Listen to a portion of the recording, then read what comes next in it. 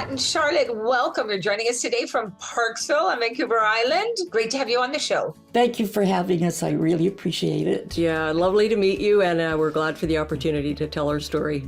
I'm very pleased to welcome you to the show because you have a really interesting story that connects not only kidney patients and the journey that you've been on with kidney disease within your family, but also a connection to the Kidney Foundation, which happened to be a revelation to you very recently.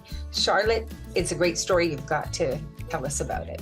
I've been running a program called Yoga on the Beach in Parksville, outside in the park, for 10 years. And my friend and I started right after we learned to be yoga instructors in 2012. And we said, let's do something fun for people and let's just offer free yoga on the beach one time, which we did.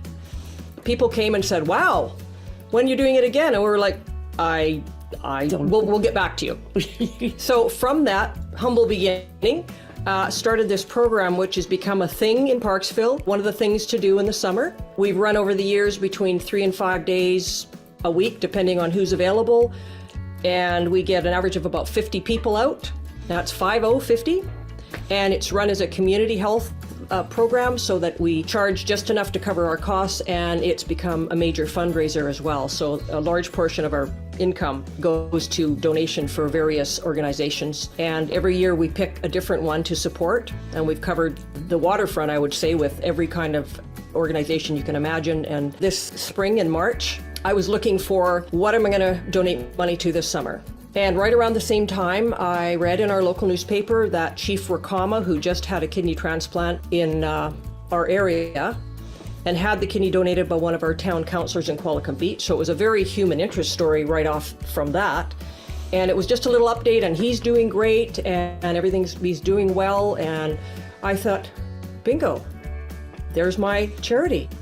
And because my dad had had the third transplant at Vancouver General in the 60s, I thought, why don't I honor my dad and make that our charity? So that's on the face of it what happened.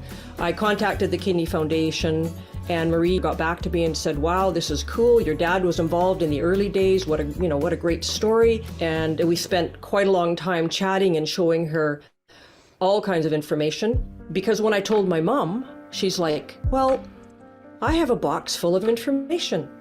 And I went, you do? She's been hauling around this file box for 60 years. Good 60 years. 60 years. And I move a lot. And she moved on. So this was, in itself, this is another like, wow, that's cool. She opens up the box. It's full of documents from those days. Letters, newspaper clippings, notes that she'd made, diaries that she made about how she felt during those days. Just endless documents. It was like a treasure trove.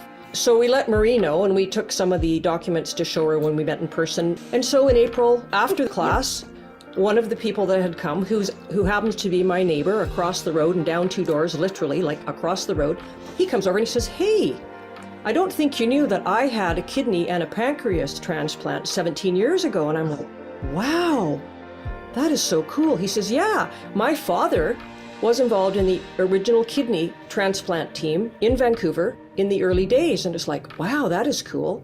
He contacts his father.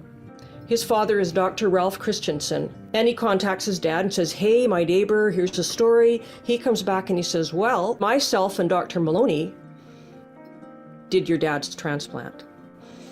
And then I'm like, oh my goodness. What it took for the universe to pull us together. I mean, he was a neighbor I would wave to. I mean, that was all it was before. I would have never probably had a big, deep conversation about anything with him, really. And my mom lives across the fence from him and one down. So we're like within feet of it. I could just see the universe going, oh, for heaven's sakes, we got you this close. Let us get you together. So here we are, just like, wow. So that's kind of the whole story of how the connection got remade.